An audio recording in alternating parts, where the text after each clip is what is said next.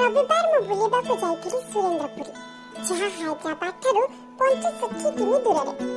एठी पहुंचवा परे सब बड़ बड़ मूर्ति देखिले।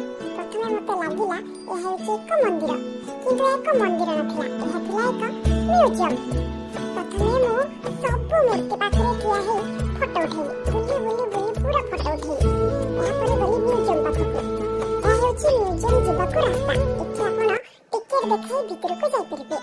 यदि आपण भितरକୁ जिबाकू चाहछन्ती मात्र 350 टंका टिकेट करे भितरକୁ जाई परिबे। किंतु संदेह हो जाइतिबारु मु भितरକୁ जाई पारलिनी। या परे मु घरକୁ फेरि आसिली।